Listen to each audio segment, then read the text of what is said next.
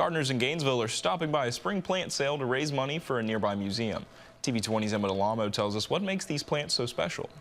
Plant lovers are enjoying the fresh air, browsing through rows of plants.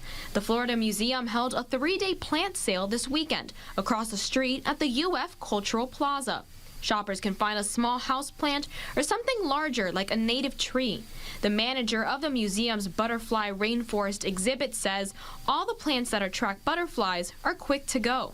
We principally sell plants that are going to attract butterflies, and this means nectar sources to attract the adult butterflies, to host plants for the specific species to lay their eggs on.